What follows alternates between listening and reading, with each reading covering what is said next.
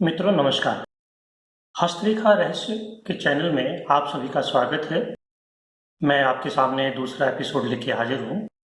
पहले एपिसोड में आपने हाथ की उंगलियों के नाम और कुछ पर्वत के विषय में मैंने आपको जानकारी दी थी। आइए दूसरे एपिसोड में हम हाथ में स्थित विभिन्न पर्वतों की स्थिति को देखते हैं कि हमारे हाथ में कितने पर्वत हैं और कौन कौन से पर्वत कहाँ कहाँ हैं। इसके बाद में मैं आपको हर एक पर्वत की बनावट, बुनावट और उसके फल प्रतिफल के विषय में भी जानकारी दूंगा। तो सबसे पहले हम ये देख लेते हैं कि कुल कितने पर्वत हैं। तो मित्रों कुछ लोग पर्वतों की संख्या 10 मानते हैं, कुछ 11 मानते हैं और कुछ 12 मानते हैं। अब जिसमें मंगल 2 हैं, तो अगर हम 2 मंगल गिनते हैं तो संख्या 12 हो जाती है। अगर मंगल 1 गिनते हैं तो संख्या 11 रह जाती है। पर्वतों के नाम इस प्रकार हैं। पहला जो पर्वत है वो गुरु पर्वत है, दूसरा शनि पर्वत, तीसरा सूर्य पर्वत, चौथा बुध पर्वत, पांचवा हर्षल या प्रजापति पर्वत, छठा वरुण पर्वत, सातवां चंद्र पर्वत, आठवां शुक्र पर्वत, नौवां राहु पर्वत, 10वां केतु पर्वत और 11वां मंगल पर्वत। अब मंगल के उच्च मंगल और नीच मंगल, अगर हम मंगल को 2 भागों में विभाजित कर देते हैं तो 12 हो गए। तो ये नाम है। अब इन 12 जो पर्वत हैं, इन 12 पर्वत की हथेली में कहाँ कहाँ स्थिति है या स्थान है, या ये कहाँ विराज रहे हैं हथेली में, वो हम देख लेते हैं। मित्रों, आपको ये तो याद कर ही लिया होगा आपने कि हमारे हाथ में कितनी उंगलियां हैं और उन उंगलियों के क्या क्या नाम हैं। मैं फिर भी साथ के साथ दोहराता हुआ चलूँगा। अंगुष्ठ से एंटी क्लॉकवाइज जब हम आते हैं तो ये पहली जो उंगली है, इंडेक्स फिंगर कहते हैं इसे तर्जनी कहते हैं। ये तर्जनी उंगली, तर्जनी उंगली के ठीक नीचे गुरु पर्वत।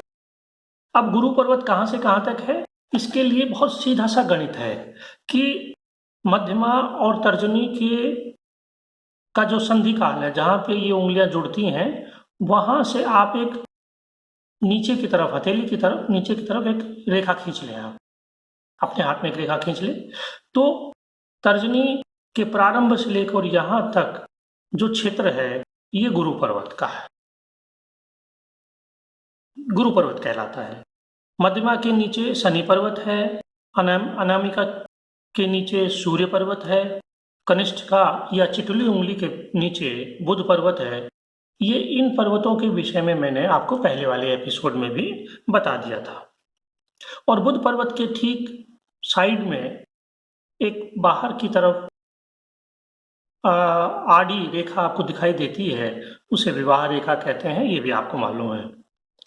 बुध पर्वत से जब हम हाथ की तरफ, हथेली के नीचे की तरफ जब चलते हैं, नीचे की तरफ जब चलते हैं, तो बुध पर्वत के ठीक नीचे यानी हृदय रेखा और बुध पर्वत के बीच में हर्षल पर्वत या प्रजापति पर्वत कहलाता है। इसके आगे ये जो क्षेत्र है यानी मस्तिष्क रेखा और हृदय रेखा, ये हृदय रेखा है, ये मस्तिष्क रेखा है, ये जीवन रेखा है, ये आपको मालूम ही है। तो हृदय रेखा और मस्तिष्क रेखा के बीच में हथेली का ये भाग, यहाँ पर जो ये क्षेत्र है, ये जहाँ पर ये स्वास्थ्य रेखा या व्यापार रेखा भी आपको दिखाई दे जाती है, तो ये जो क्षेत्र है ये उच्च मंगल का स्थान है, ये वाला, इन दोनों के बीच। इसके बाद में मस्तिष्क रेखा से जब हम नीचे की तरफ और चलते हैं तो वरुण का स्थान है, वरुण पर्वत है यहाँ।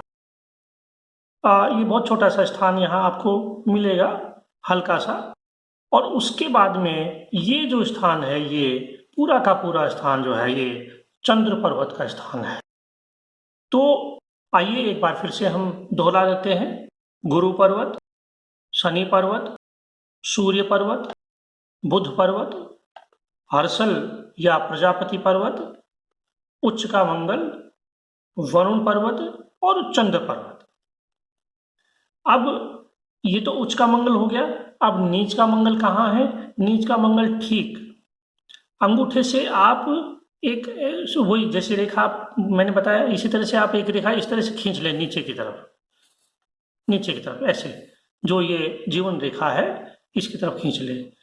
तो ये जो जीवन रेखा जहाँ शुरू होती है और जहाँ पर ये रेखा आपकी कटेगी, इसके बीच का जो क्षेत्र है, ये त्रिकोणा सा जो क्षेत्र बनेगा, ये नीच का मंगल है। ये कर्वदार होगा ऊपर, और ये त्रिकोणा सा जो बनेगा ये नीच का मंगल है। इसके बाद में अंगूठे का जो शेष जो भाग है, ये वाला ये भाग, ये पूरा गद्दीदार भाग कहलाता है, पूरा अलग से दिखाई देता है, ये शुक्र पर्वत कहलाता है। ये पूरा भाग यहाँ से लेकर और ये पूरा ये शुक्र पर्वत कहलाता है। अब रह गए राहु और केतु। तो मणिबंध के ठीक ऊपर, मणिबंध के ठीक ऊपर जीवन रेखा और भाग्य रेखा के प्रारंभ में ही ये स्थान जो है ये केतु का स्थान है। यहाँ पर केतु विराजमान है। ये जो क्षेत्र है ये केतु है। और हथेली के बीचों बीच, हथेली के बीचों बीच ये थोड़ा गड्ढा सा भी यहाँ दिखाई देता है बहुत से लोगों के, थोड़ा नीचा स्थान दिखाई देगा, बहुत ज़्यादा उभरा हुआ नहीं दिखाई देगा। ये राहु का क्षेत्र है इतना। तो ये सारे के सारे जो 12 पर्वत हैं ये हथेली में इस जगह से विराजमान है। यानी जो राहु है वो हथेली के बीचों बीच स्थित है, केतु मणिबंध के ठीक नीचे स्थित है, अंगूठे के ठीक नीचे शुक्र पर्वत है और शुक्र पर्वत के ठीक सामने चंद्र पर्वत है। ये याद रखने का तरीका है। देखिए आप, हथेली के बीचों बीच राहु है, उसके ठीक नीचे केतु है, अंगूठे के ठीक नीचे शुक्र पर्वत है और शुक्र पर्वत के ठीक सामने चंद्र पर्वत है। चंद्र पर्वत के बगल में वरुण है और वरुण के बगल में उच्च मंगल है। और नीच का मंगल हमारा ये जो त्रिकोणा सा बनता है अंगूठे और जीवन रेखा जहाँ प्रारंभ होती है उसके बीच का ये जो हिस्सा है ये उच्च का मंगल हो गया। और हृदय रेखा और बुध के बीच में हर्षल पर्वत या प्रजापति है, ये बुध पर्वत है। चटली उंगली के ठीक नीचे अनामिका के ठीक नीचे सूर्य पर्वत है, मध्यमा के ठीक नीचे शनि पर्वत है और तर्जनी के ठीक नीचे गुरु पर्वत है। और अंगूठे के नीचे ठीक नीचे जो है वो शुक्र पर्वत है। तो ये तो रही इन समस्त 12 जो पर्वत हैं उनकी स्थिति और उनकी स्थान की, वो कहाँ कहाँ हाथ में विराजमान है या स्थित हैं। अब हम देखते हैं कि हर एक पर्वत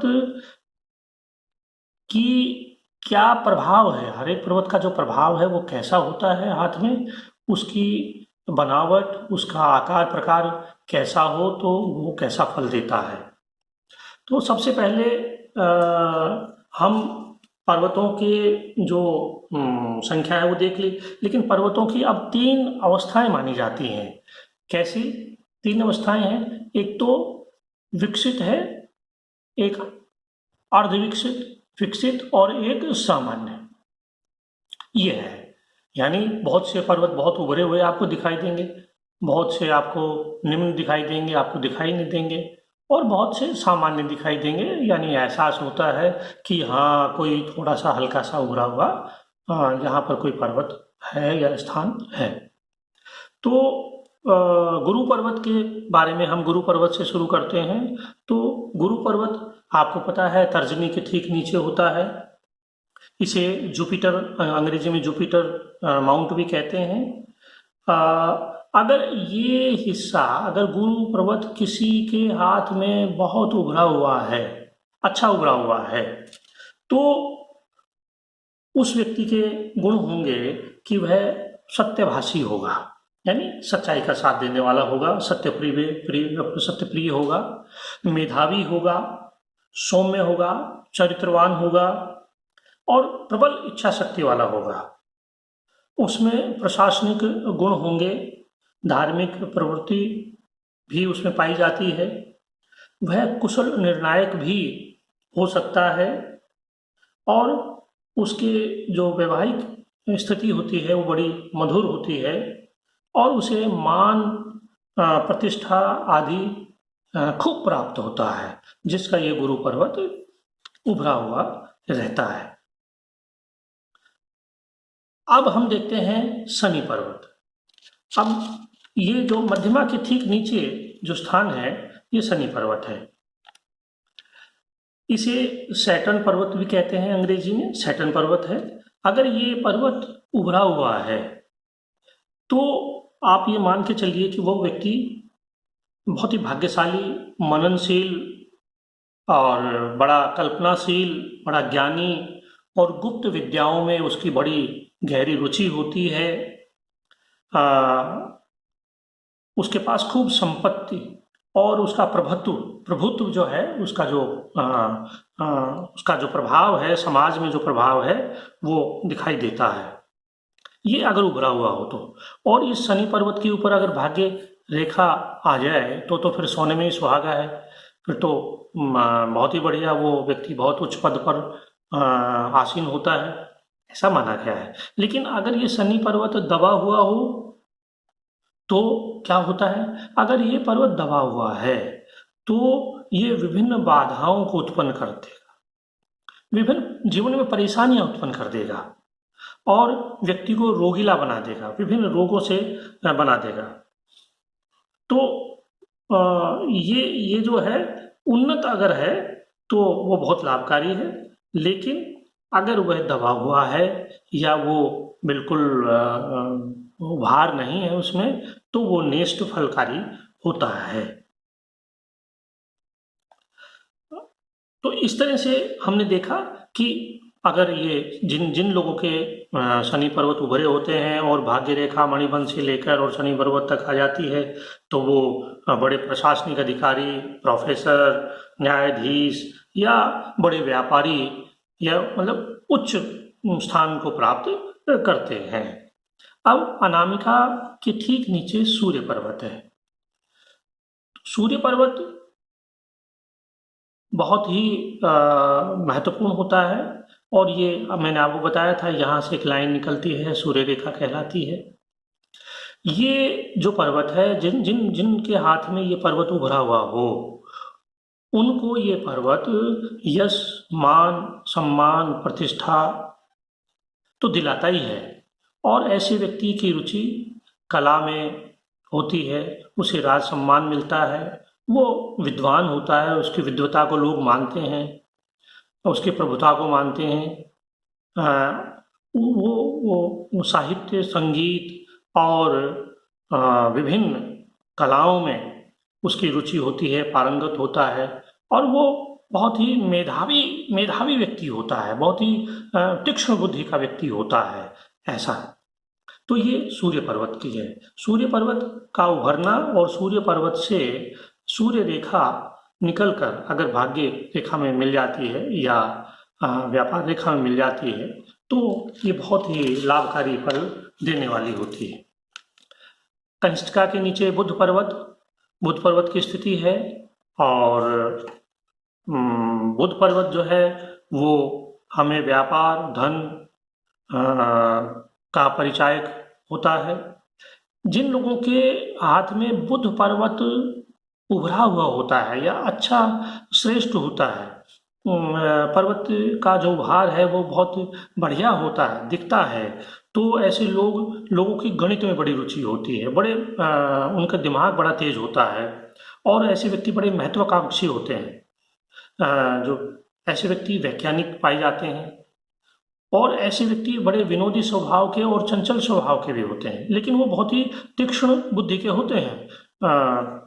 ऐसे व्यक्ति साइंटिस्ट होते हैं, उनके पास खूब धन वैभव होता है, उनको खूब यश मिलता है, और ऐसा व्यक्ति बहुत गूढ़ चिंतक भी होता है। तो ये जो बुध पर्वत है, ये ज्ञान का, मेधा का और हमारी चिंतनशीलता का परिचायक है। हर्षल या प्रजापति पर्वत। अब ये हर्षल और प्रजापति पर्वत के बारे में बहुत से लोग तो कुछ कहने से परहेज करते हैं, कुछ मानते हैं, कुछ नहीं मानते हैं, लेकिन फिर भी हम इस पर चर्चा करेंगे। इसे हर्षल नामक एक संगीतकार था, उसने खोजा था। ये ग्रह है और इसे हमारे यहाँ प्रजापति पर्वत भी कहते हैं।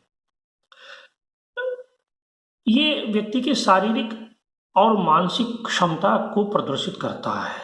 अगर ये उभरा हुआ है स्थान, तो व्यक्ति की शारीरिक और मानसिक जो स्थिति होती है वो सुदृढ़ होने का संकेत है।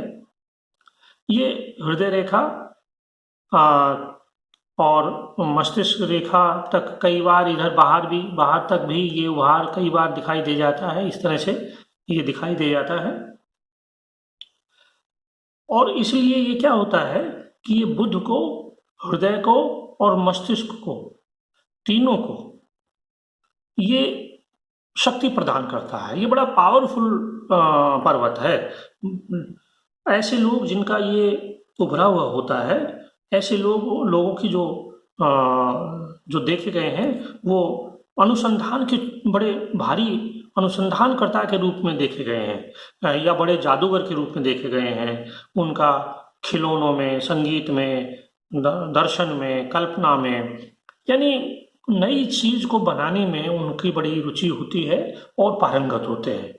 और दूसरा, अगर ये पर्वत कहीं किसी का दबा हुआ भी है, तो इस पर्वत की एक विशेषता यह है कि अगर दबा हुआ है तो ये बहुत निष्ठकारी नहीं होता, बहुत बुरा फल नहीं देता।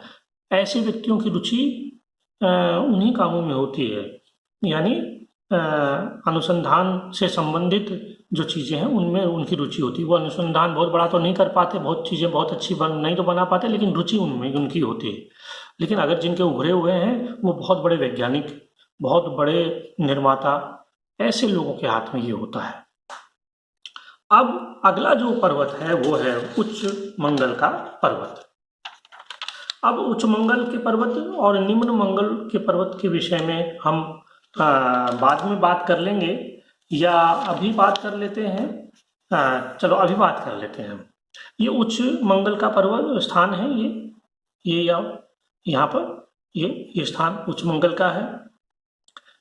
मस्तिष्क रेखा के ठीक नीचे होता है ये जो उच्च मंगल है, ये व्यक्ति की मानसिक कौशलता, उसकी एनर्जी और उसके उत्साह को दिखाता है। ये शत्रुओं के विषय में बताता है कि व्यक्ति के कितने शत्रु हैं। अगर उभरा हुआ होगा तो व्यक्ति के शत्रु तो होंगे, लेकिन शत्रु उसका बिगाड़ नहीं पाएंगे कुछ। वो दूर दूर से ही शत्रुता करते रहेंगे, लेकिन उसके नजदीक नहीं आएंगे। ऐसे व्यक्तियों में युद्ध कौशल और पराक्रम बहुत होता है। साहसी होते हैं, धैर्यशील भी होते हैं, धैर्यवान भी होते हैं, और खेल कूद में भी बहुत उनकी रुचि हो सकती है। बहुत से लोगों की खेल कूद में भी अच्छा नाम कमा सकते हैं। तो सबसे बड़ी बात यह है कि अगर उभरा हुआ है तो बड़ा अच्छा फलदायक होता है, और व्यक्ति बड़ा दबंग किस्म का होता है वो, और शत्रु तो होंगे उसके, लेकिन वो कुछ बिगाड़ नहीं पाएंगे। वो विजयी बनता है हमेशा, निपटने की क्षमता उसमें होती है। अब ये उच्च का मंगल है, इसके ठीक सामने जो है अंगूठे के इधर साइड में ये नीच का मंगल है। ये अंगूठे की जहाँ समाप्ति से लेकर और भाग्य रेखा के प्रारंभ तक। अगर ये व्यक्ति ये अगर उभार जो है, ये नीच का मंगल अगर दबा हुआ है, ध्यान से सुन लीजिए, तो व्यक्ति क्रोधी होगा, बड़ा क्रोधी होगा, चिड़चिड़ा होगा, क्रोधी होगा, उसमें बेसब्री पना होगा उसमें, यानी, और वो बीमार रहेगा, मतलब लुंज पुंज रहेगा, शारीरिक उसमें शक्ति नहीं होगी, और मतलब मान प्रतिष्ठा उसकी बहुत ज़्यादा नहीं होगी। वो अपने आप से ही परेशान जैसे रहने वाले कुछ लोग होते हैं, वो इस तरह का व्यक्ति होगा। लेकिन अगर ये उभरा हुआ है, अगर ये उच्च इसका उभार है, ये स्पष्ट दिखाई देता है, तो व्यक्ति मेहनती होगा, बलशाली होगा और उत्साही भी होगा। यानी उसका जो प्रभाव है उच्च मंगल की तरह ही दिखाई पड़ने लगता है। और अगर ये किसी के दोनों ही मंगल सुदृढ़ हों, अच्छे मजबूत स्थिति में हों, तो वो व्यक्ति बड़ा पराक्रमी हो जाता है। यहाँ ये ध्यान रखने वाली बात है। इसलिए ये उच्च मंगल और निम्न मंगल की बात हमने की। अब जो अगला पर्वत है वो है वरुण पर्वत। वरुण पर्वत आपके मस्तिष्क रेखा से लेकर और चंद्र पर्वत जहाँ से शुरू होता है वहाँ उसके बीच का स्थान जो है ये वरुण पर्वत है। ये वरुण जो पर्वत है अगर किसी का उभरा हुआ है तो वो व्यक्ति उसके अंदर आंतरिक जो क्षमता है, उसमें जो पौरुष है, उसके अंदर जो भीतरी जो ताकत है जिसे जिस्ट कहते हैं, वो बहुत होती है। ऐसे लोग लेखक, संगीतकार, कलाकार होते हैं और बड़े विद्वान होते हैं और उनका प्रभाव जो है वो समाज मानता है, पढ़ता है। ये पर्वत है वरुण पर्वत। अच्छा, अगर ज्यादा उभर गया किसी के, मान लिया ये बहुत ज्यादा अलग से ही दिखाई दे रहा है, तो ऐसा व्यक्ति खलनायक बन जाता है। यानी विनाशकारी प्रवृत्तियों में लीन हो जाता है, गलत कामों में लीन हो जाता है, शराबी हो सकता है, गाली गलौज देने वाला, अभद्र व्यवहार करने वाला और असामाजिक व्यक्ति हो जाता है, असंतोषी हो जाता है और धन के प्रति उसमें एक पागलपन उत्पन्न हो सकता है। ये अगर बहुत ज्यादा उभरा हुआ हो तो देखिए, बाकी तो क्या है, क्या वो उभरे हुए नहीं हो तो वो नेष्ट फल देते हैं, लेकिन ये बहुत ज्यादा उभरा हुआ हो तो नेष्ट फल देता है। ध्यान रखिए, ये अगर सामान्य है तो बहुत अच्छा है, लेकिन अगर बहुत ज्यादा उभरा हुआ है तो नेष्ट फल देगा, खराब फल देगा। अब अगला जो पर्वत है वो चंद्र पर्वत है। चंद्र पर्वत बहुत महत्वपूर्ण पर्वत है। ये वरुण पर्वत और शुक्र पर्वत के ठीक सामने चंद्र पर्वत होता है। जिन व्यक्तियों के चंद्र पर्वत में उभार होता है या अच्छा ये पर्वत दिखाई देता है, तो ऐसे व्यक्ति कल्पनाशील, संवेदनशील, चिंतनशील देखे गए हैं। उनकी रुचि कृषि में, साहित्य में मानी जाती है और ऐसे व्यक्तियों की रुचि अपोजिट सेक्स में भी होती है। यानी अगर पुरुष है तो महिलाओं में वो बड़ी रुचि लेता है व्यक्ति। ऐसे व्यक्तियों को विदेश जाने का मौका भी मिल सकता है। ऐसे व्यक्ति जिनका ये उभार होता है, ऐसे व्यक्ति मानसिक रूप से बड़े चंचल पाए जाते हैं, लेकिन वो बहुत कई बार गलत रास्ते पर भी चले जाते हैं। बहुत अति संवेदनशीलता प्रदान करता है और कई बार वो बहुत उचित और अनुचित का निर्णय नहीं ले पाते हैं और खुद का ही बुरा कर बैठते हैं या दूसरों का भी बुरा कर बैठते हैं। ऐसे लोग भी इस पर्वत के ऐसे भी दुष्परिणाम देखने को मिलते हैं। तो ये जो चंद्र पर्वत है, ये चंद्र पर्वत हमें बहुत कुछ, हमारे जीवन में बहुत कुछ प्रभाव डालता है। इसलिए ये चंद्र पर्वत के विषय में हम थोड़ा देख लें, सोच लें, समझ लें, क्योंकि ये हमारी मानसिक स्थिति से सीधा सीधा जुड़ाव रखता है। अब मित्रों, अगला जो पर्वत है वो है शुक्र पर्वत। ये पूरा मैंने आपको बताया, ये पूरा अंगूठे के ठीक नीचे शुक्र पर्वत होता है। ये शुक्र पर्वत जो है वो भोग विलास, ऐश्वर्य, कामुकता, संगीत, कला, वाहनों का प्रेमी, यानी लेविश जिंदगी, शानदार जिंदगी जीने की उसमें प्रवृत्ति पाई जाती है। लेकिन अगर ये पर्वत बहुत ज़्यादा उभरा हुआ है, ये पर्वत, तो उसका दुष्परिणाम ये होता है कि ऐसा व्यक्ति बड़ा भोग विलासी हो जाता है और सेक्स के प्रति जो है उसकी रुचि बहुत बढ़ जाती है। ऐसा व्यक्ति जो है वो फिर असामाजिक और सामाजिक इनका भेद कई बार मिटा देता है, क्योंकि उसका जो आकर्षण है वो सेक्स के प्रति ज़्यादा बढ़ जाता है। तो मित्रों, ये 12 जो पर्वत हैं, उन पर्वतों की स्थिति और उन पर्वतों का प्रभाव मैंने आपको बताया। मैं आपको यहाँ एक बात क्लियर कर ये स्पष्ट कर दूं कि ये तो सिर्फ मैंने आज आपको पर्वत और उसकी कैरेक्टरिस्टिक्स, यानी उसके गुण और दोष मैंने आपको बताए हैं। अब हम आगे के एपिसोड्स में बहुत विस्तृत रूप से मैं आपको ये बात समझाने की कोशिश करूंगा कि पर्वत तो बहुत बढ़िया है, स्थिति बहुत बढ़िया है, सारी चीज़ें हैं, लेकिन इनके ऊपर कुछ रेखाएं, कुछ चिन्ह ऐसे होते हैं जिनके कारण उसका प्रभाव कम हो जाता है या नकारात्मक भी हो जाता है। इसलिए हमें, देखिए, ये एक बहुत सूक्ष्म और बहुत ही गहरा विज्ञान है। हमें कोई चीज़ देखकर और यकायक ये घोषणा नहीं कर देनी चाहिए कि हाँ ऐसा है, ये है, नहीं। हर एक चीज को देखकर, उसकी स्थिति को देखकर, उसका सूक्ष्म अन्वेषण कर कर, रिसर्च करके, सब चीजों का निर्णय करके ही हमें कोई चीज बोलनी चाहिए। तो ये मैं आपको इसलिए बहुत धीरे धीरे और बहुत विस्तृत रूप से आपको मैं ये इसलिए पढ़ा रहा हूँ, परिचय दे रहा हूँ, ताकि आपका जो शंकाएं हैं वो सारी स्पष्ट हो जाए। और मूल रूप से जब हमें, जैसे हाथ की रेखाएं,